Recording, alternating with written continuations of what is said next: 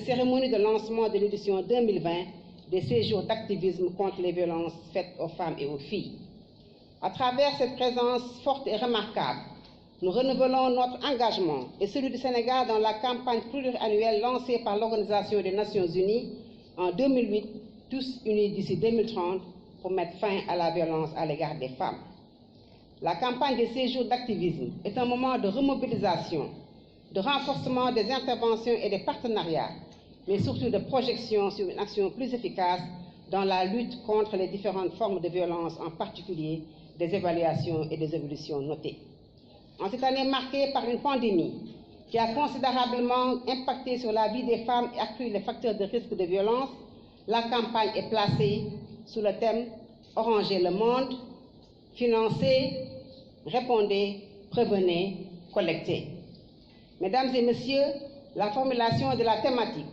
dans une forme extensive, dynamique et segmentée se veut avant tout une interpellation forte pour une action urgente, pragmatique et ciblée face à la crise sanitaire. Ramenée à la problématique de la violence, sournoisement exacerbée par les mesures d'endiguement de la maladie, c'est aussi une invite à la nécessaire continuation des services offerts aux victimes, à la poursuite des activités de prévention et à un renforcement de la communication sur les normes sociales positives, sur la participation des hommes et sur les interfaces entre la COVID-19 et la violence basée sur le genre. Au passage, je note que les indications d'action ainsi recommandées pour l'Organisation des Nations Unies convergent à bien des égards avec la gestion intelligente et réaliste de la crise sanitaire par le chef de l'État, M. Macky Sall, à travers le programme de résilience économique et sociale, reconnu comme la deuxième meilleure réponse après la Nouvelle-Zélande. Notre contribution basée sur la solidarité, l'entraide et la centralité de la femme dans la solution a permis, en effet, d'atténuer les impacts à travers une assistance accrue à des femmes démunies, vulnérables, victimes de violences, à des femmes en détention, vivant avec le VIH ou avec un handicap et à des femmes souffrant de maladies telles que le cancer du sein et du col de l'utérus. C'est le lieu pour moi de magnifier encore le précieux appui de cette dynamique de ONU Femmes, de l'UNFPA et des Affaires mondiales Canada. Mesdames et messieurs, c'est cet élan d'engagement et de générosité que nous allons entrer dans cette nouvelle campagne qui sera centrée sur la vulgarisation de la loi 2020 du 10 janvier 2020, modifiant la loi 6505 du 21 juillet 1965, portant code pénal criminalisant les actes de viol et de pédophilie. Cette loi, initiée par son Excellence M. Macky Sall, président de la République, et votée à l'unanimité par les députés à l'Assemblée nationale, a une triple vocation. Ce sont les femmes qui sont à l'honneur. tey bés bi màgg bés bi rëy parce que li ñu waxtaan dafa am solo waxtaan bi ñu tënk ci benn kàddu rek bu mu jëlee la loi 2020 criminalisant le viol et la pédophilie mu avancé majeur boo xam ne moom la jigéenu Sénégal am parce que am na ko wax léegi nee na partout dans le monde dafa na avancé boobu dañ ko magnifier ñu xam ne réewum Sénégal lu avancé bu am solo la ci jigéen ñi ndax jigéen ñoo nekk au centre du développement de notre pays te lépp loo xam ne leen gàllankoor la dañ ci war a jug taxaw ci ñu wax ne nag wax nañ ko léegi dafa doy parce que nag yaakaar jafe-jafe yi bari na ci jigéen ñi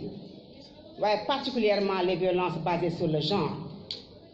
gis nañu partout dans le monde nag phénomène bi du seew Sénégal rek la am fépp la am ci àddina bi parce que dama naan sax booy seet lu ànd ak ñun la waaye yaakaar naa ne lu metti metti bi si ñëpp jógee ànd na tous les acteurs commencé ko suñu jigéen ñi les états la société civile tous les acteurs jógee mobilisé wu pour lii mën a jógee fi reculer bu baax yaakaar na dañ ci am ay résultats yu am solo te nag lu am solo la parce que jigéen ñi nag ñoo ne ci biir kër yi ñu yor famille yi ñooy taxaw ñoo dimbal seen njaboot kon yaakaar naa bu ñu taxawee ba dëgër am seen autonomisation lépp loo xam dafa leen di gàllankoor seen taxawaay mën a bañ a dëgër ñu fexe ba loolu dellu ginnaaw def naa loolu dina tax réew mi jëm kanam bu baax a baax te nag son excellence le président Macky Sall dans sa vision de faire du Sénégal un pays émergent fàttewu ci jigéen ñi teg leen au cœur de son programme de développement teg ko nag acte bu prioritaire dans le plan Sénégal émergent mu ne jigéen ñi dañoo war a jàppale dañu war a xam seen ay droits dañu war a fexe ba ñu am autonomisation économique dañu war a renforcer seen leadership ba ñu taxaw bi ñu war fi ñu war a taxaw pour que jigéen ñi jëm kanam pour que réew mi Sénégal jëm kanam parce que ñun nag sans ñun yaakaar naa réew mi di jëm kanam loolu nag tey jii ñu am ci nag lu ñu lancé suba mu journée internationale de lutte contre les violences basées sur le genre lancer le séjour d'activisme pour que jigéen ñi góor ñi mag ñi ndaw ñi wax nañ ko léegi ma sœur Oulimata Sarr wax na ko léegi ñu ngi ci woo góor ñi nag parce que nag jigéen ak góor ñoo bokk fi ñu jëm bu ñu jigéen ñu jàppalewul bëgg ñu taxawal suñu kanam dimbali mu ci li ñu nekk def naa loolu du mën a nekk def naa moroomu góoram war na mën a wax ak moroomu góoram moroomu jigéen war na wax ak moroomu jigéen waaye nag pour communication ak sensibilisation yi soxla nañu ci góor ñi ñu ànd ak ñun ci base bi waxtaan ak ñu war a waxtaan pour que vraiment fléau bi disparaître bu baax a baax ci réew mi kon sant bu baax di gërëm bu baax di